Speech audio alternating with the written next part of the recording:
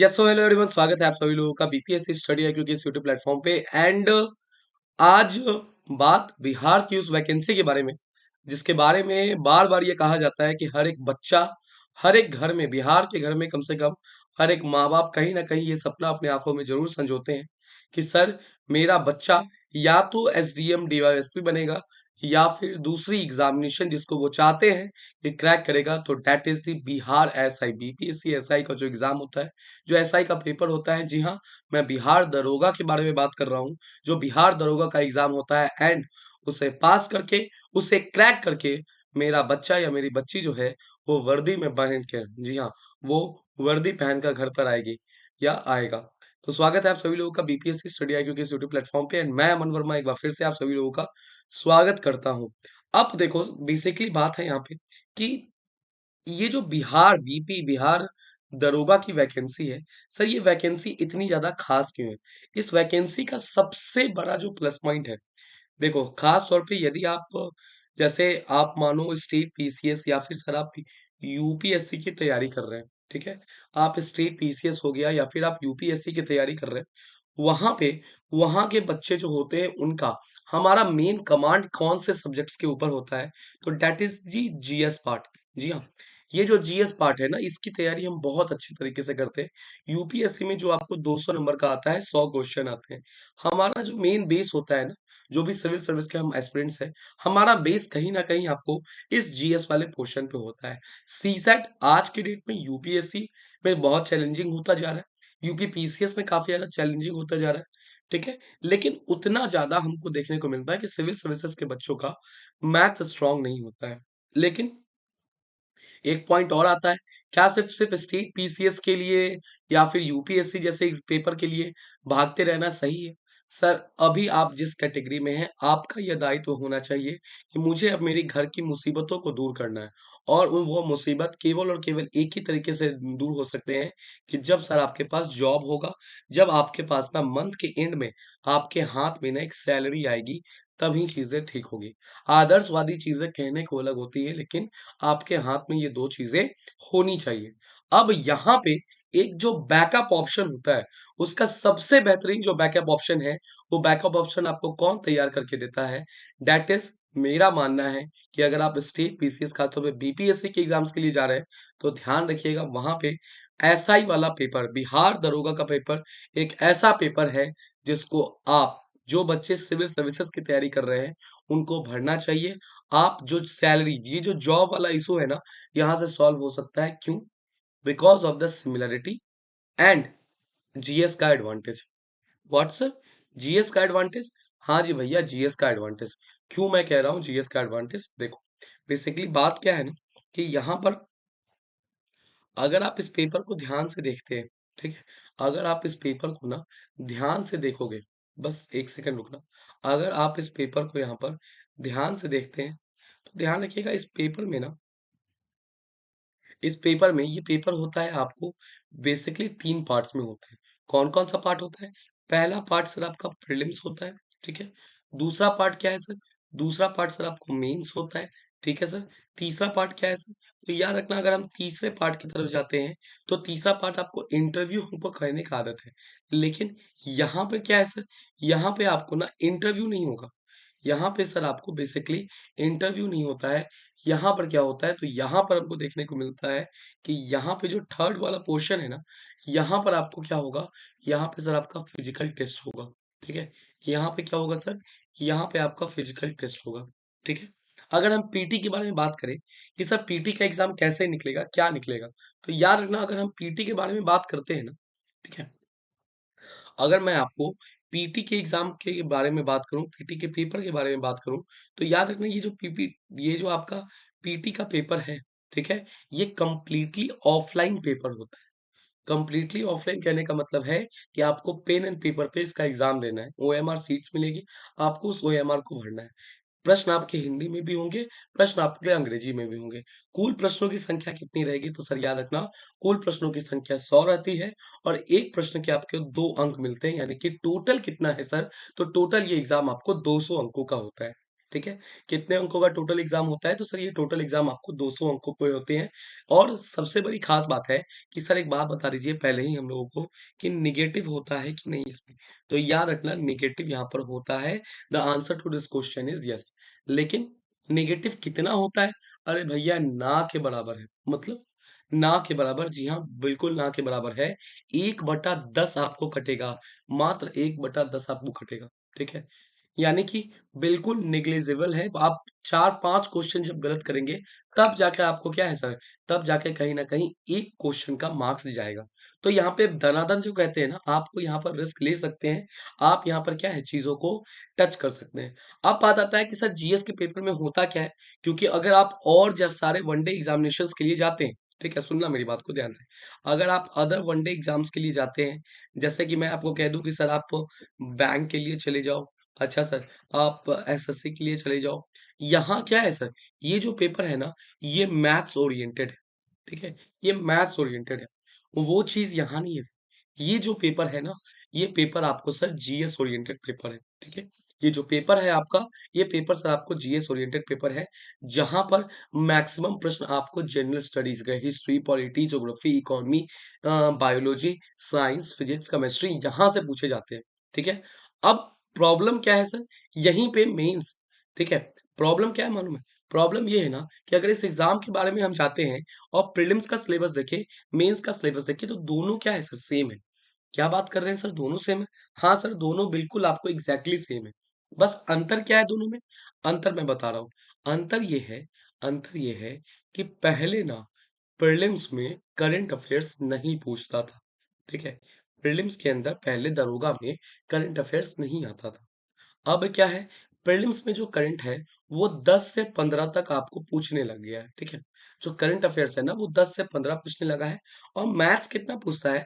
Maths आपको prelims में ज़्यादा नहीं पूछता है, कभी 5 पूछ देगा, कभी 6 पूछ देगा, ठीक है? इसी लेवल में मैथ पूछता है। सर 100 क्वेश्चन में मात्र 5 से 6 मैथ। हाँ भैया, बिल्कुल सही सुन रहे हो। 100 क्वेश्चन में 5 से 6 मैथ मात्र आपको आते हैं। मेंस में ना, मेंस का पेपर क्या होगा सर?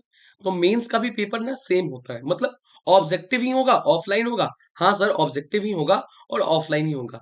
लेकिन सर पैटर्न थोड़ा-सा चेंज हो जाता है। क्यों? क्योंकि ये जो 10 से 15 करंट अफेयर्स है ना, ये घट के हो जाएगा 5 से 6 करंट अफेयर्स और मैथ्स आपको अप्रॉक्सिमेटली 15 से 20 के आसपास मेंस में मैथ पूछेगा।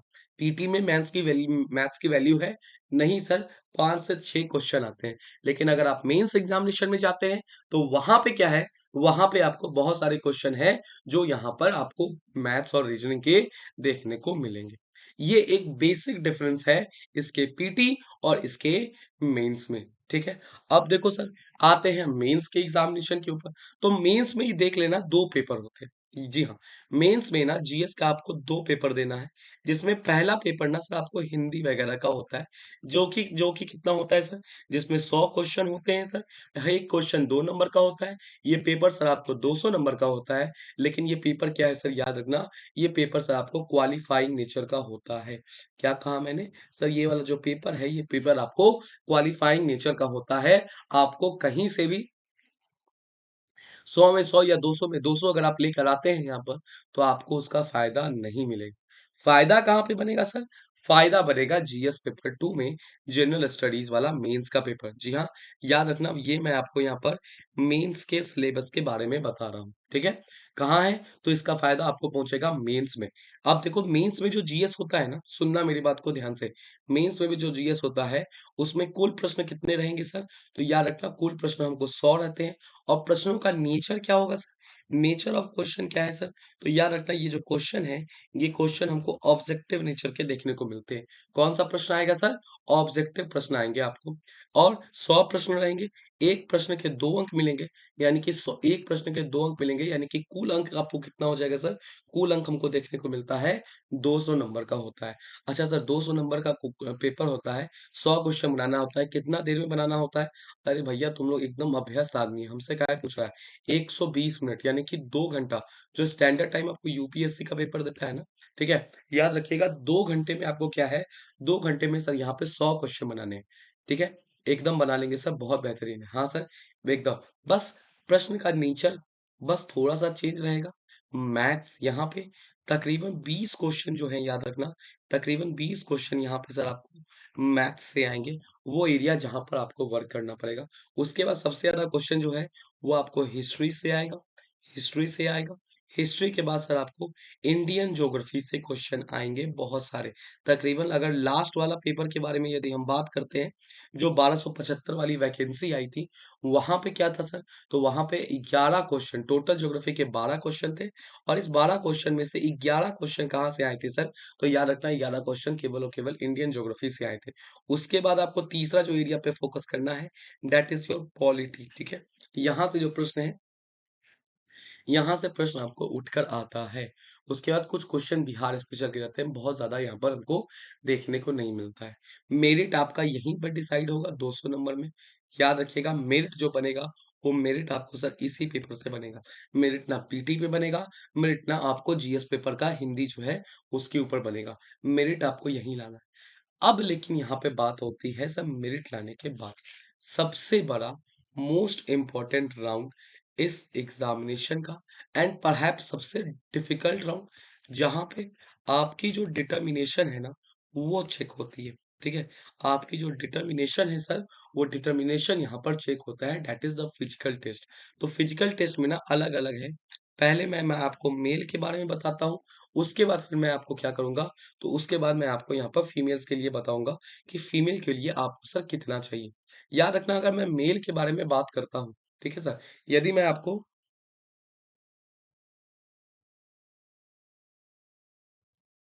यदि मैं आपको मेल्स के बारे में बात करता हूँ, तो सबसे पहले ना आता है दौड़, यानी कि रेस आता है, स्प्रिंट आता है, जहां पर आपको 1600 मीटर, ध्यान रखिएगा सर, जहां पर हमको देखने को मिलता है आपको 1600 मीटर भागना होगा, कितना में, तो 6.5 मिनट में। ठीक है, 6 मिनट 30 सेकंड में क्या है, आपको 1600 मीटर क्या है यहाँ पर भागना पड़ेगा। उसके बाद अगला आपको आता है सर हाई जंप। ठीक है, अगला क्या है सर, अगला हमको देखने को मिलता है सर, अगला आपको आता है sir high jump. High jump कितना करना होता है सर, तो याद रखिएगा, अगर हम हाई जंप के बारे में बात करते हैं और मेल्स के बारे में बात करते हैं, तो हाई जंप आपको सर 4 फीट का करना पड़ता है। हाई जंप 4 फीट हो गया। उसके बाद अगला आता है सर लॉन्ग जंप। ठीक है, अगला जो है वो अगला आपको आता है सर लॉन्ग जंप का। लॉन्ग जंप कितना करना होता है, तो सर याद रखिएगा, लॉन्ग जंप आपको सब 12 फीट का करना पड़ता है। मतलब 1600 मीटर आपको भागना है 6 मिनट 30 सेकंड में।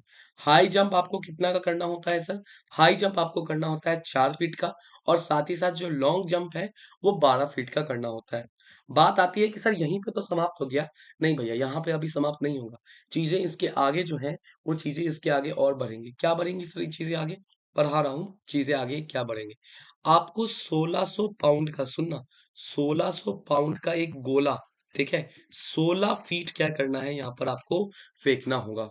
ये चार वो क्राइटेरियाज हैं जो क्राइटेरियाज आपको फिल करने हैं। 1600 मीटर भागना है 6.5 मिनट में, हाई जंप करना है 4 फीट का, लॉन्ग जंप करना है 12 फीट का, और 1600 पाउंड का गोला होगा ना, देखा होगा गोला फेंकते हुए, तो 1600 पाउंड का जो गोला है वो आपको 16 फीट क्या करना है, यहाँ पर दूर फेंकना है। ये किसके लिए था सर, ये था सर आपके मेल्स के लिए। अब बात आती है सर महिलाओं के लिए।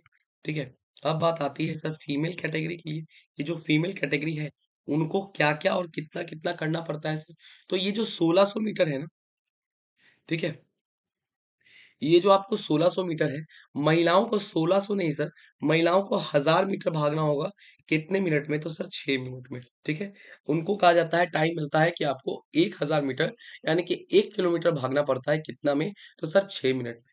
हाई जंप जो यहाँ पे 4 फीट है ना, याद रखिएगा, हाई जंप जो यहाँ पे सर आपको 4 फीट दिख रहा है, वो हाई जंप जो, अगर मैं महिलाओं के बारे में बात करता हूँ, तो उनको हाई जंप कितना करना पड़ता है सर, तो याद रखिएगा, उनको ये हाई जंप सर आपको 3 फीट करना पड़ता है। ठीक है, उनके लिए जो हाई जंप है ये कितना रहेगी, 3 फीट होगी। और यदि हम लॉन्ग जंप के बारे में बात करते हैं, ठीक है सर, यदि हम आपको लॉन्ग जंप के बारे में बात करते हैं, तो लॉन्ग जंप जो पुरुषों के लिए 12 फीट का लॉन्ग जंप है, ये लॉन्ग जंप महिलाओं के लिए कितना होता है सर, तो महिलाओं के लिए यहाँ पर 9 फीट का ही लॉन्ग जंप होता है। और 1600 पाउंड का गोला फेंकना था, इनको यहाँ पे याद रखना, 1200 पाउंड का जो गोला है, ध्यान रखिएगा, जो 1200 पाउंड का गोला है उसे कितना फीट फेंकना होता है सर, तो उसे यहाँ पर इन्हें 10 फीट फेंकना होता है। ये वो क्राइटेरियाज हैं जो महिलाओं को क्या करनी है सर, यहाँ पर ध्यान रखना, ये वो क्राइटेरियाज हैं जो महिलाओं को फुलफिल करनी। ठीक है, अब बात आती है कि सर इसके लिए तैयारी कब से करें। तो जैसे ही आपने प्रीलिम्स के लिए तैयारी करना चालू किया है, देखो सर एक बात बताते हैं, इसके लिए ना बहुत ज्यादा भी टेंशन लेने की आवश्यकता नहीं। 45 दिन अगर आपने अच्छे से काम कर लिया खुद के ऊपर, अपने डाइट के ऊपर, आपको ये डेवलप करना है, आपको सबसे पहले इसको डेवलप करना है। ये आपकी फिजिकल फिटनेस बनाएगा जो इसमें इसमें और इसमें तीनों में काम आएगी। अगर आपने 45 दिन रोजाना मेहनत कर ली तो आप कर लेंगे। उसके बाद जो सब्जेक्ट्स हैं, जिन सब्जेक्ट के ऊपर आपको सबसे ज्यादा फोकस करना है, वहां पे सर हिस्ट्री आती है, उसके बाद सर पॉलिटी आती है, पॉलिटी के बाद सर अगला जो होता है वो सर आपको ज्योग्राफी आती है, एंड उसी के साथ आपको जो अगला फोकस है वो मैथ्स के ऊपर करना है। अब बात आती है कि सर आपने सब कुछ तो बता दिया, ठीक है, लेकिन तैयारी कैसे करेंगे, क्या करेंगे। भैया हम केवल बताते नहीं है, हम बोलते नहीं, ये स्टडी आईक्यू की टीम है। हमारा नाम एक ही चीज से लिया जाता है जिसका नाम है सर क्वालिटी। ठीक है, हम केवल बताएंगे नहीं, हम आपको पढ़ाएंगे। और याद रखना, कल से, कल का जो डेट है ना, कल का डेट याद रखना, कल से मैं आप सभी लोगों के लिए बिहार एसआई के लिए, ध्यान रखना, बिहार एसआई के लिए आपको एक डेडिकेटेड जो सीरीज है हमारी, बिहार एसआई के लिए जो डेडिकेटेड सीरीज है, ये सीरीज आपको यूट्यूब के ऊपर लॉन्च हो रही है। ठीक है, ये सीरीज आपको यूट्यूब के ऊपर लॉन्च हो रही है, जहां पे आपको ये सारे सब्जेक्ट, चाहे हिस्ट्री हो, पॉलिटी हो, ज्योग्राफी हो, मैथ्स हो, एक एक चीज, साथ ही साथ सर रीजनिंग ही, साथ ही साथ सर रीजनिंग हो क्यों ना हो। क्यों, क्यों रीजनिंग मैंने ऐड किया, क्योंकि अगर आप 1275 जो आखिरी वैकेंसी आई थी उसका आप पेपर देखेंगे ना मींस का, तो 20 क्वेश्चन भाई साहब, 20 क्वेश्चन, ये 20 क्वेश्चन कहाँ से पूछे गए थे सर, ये 20 क्वेश्चन केवल और केवल हमको देखने को मिलता है कि वो आपको रीजनिंग से पूछ दिए थे। 4-5 क्वेश्चन ही मैथ्स का पूछा था, मैं मेंस के बारे में बात कर रहा हूँ। तो एक एक सब्जेक्ट आपको करवाया जाएगा, जिसकी शुभारंभ, जिसका जो बिगुल है वो मैं बजाने जा रहा हूँ आपको इंडियन पॉलिटी, भारतीय राज व्यवस्था वाले पोर्शन के साथ। और यह याद रखना है सर, यह भरोसा रखना है कि जो भी बिहार दरोगा के हमारे अभ्यर्थी हैं, जो भी बिहार दरोगा के छात्र हैं, वही क्वालिटी, वही जज्बा, वही जोश, वही जुनून के साथ पूरी की पूरी टीम लगेगी। और इस बार जो बिहार दरोगा है ना, याद रखना है आपको अचीव क्या करना है सर, आपको अचीव ये करना है सर, याद रखना, आपका आपका जो मोटिवेशन है, वो मोटिवेशन आपको बस फिक्स होना चाहिए, वो केवल हमको सर केवल और केवल इससे हासिल करना है सर। ये वर्दी और कंधे पे जो सितारे लगे हुए हैं, ये सितारा सर आपको हासिल करना है। आपको जितनी जान लगाने की जरूरत पड़ेगी, मेरा वादा है पूरी टीम की तरफ से कि मैं आपको यहाँ पर पहुंचाने में 1% की कमी मैं और हमारी टीम की तरफ से नहीं होगा। तो ध्यान रखिएगा, जल्दी मिलते हैं हमारे मेन चैनल के ऊपर, जहां पर, और बीपीएससी वाले चैनल के ऊपर भी, जहां पर हम आपको एक एक एक चीज बिहार दरोगा के लिए जरूरी है, वो आपको यूट्यूब के ऊपर क्या है, तो यूट्यूब के ऊपर करवाने जा रहे हैं। तो मिलते हैं क्लासरूम में। उम्मीद करते हैं इस बार वो सभी अभ्यर्थी जो मुझे सुन रहे हैं आपके घर में, इस बार जो ये जो वर्दी है ना, जिसका सपना आप पाल के बैठे हुए हैं कि वर्दी मुझे मिलेगी, तो चाहे याद रखिए आप बेटा हो या बेटी हो, आपके घर में इस बार वर्दी निश्चित तौर पर पहुंचेगी। इसी के साथ इस सेशन को यहीं पे समाप्त करते हैं। मिलते हैं ऐसे ही एक और अपडेट के साथ, एंड मोर इम्पोर्टेंटली क्लासेस में। और इस बार बिहार दरोगा का एग्जाम हमें और आपको सिर्फ क्लियर ही नहीं करना है, हम इस एग्जाम को फोड़ देंगे। चलिए, थैंक यू एंड जय हिंद।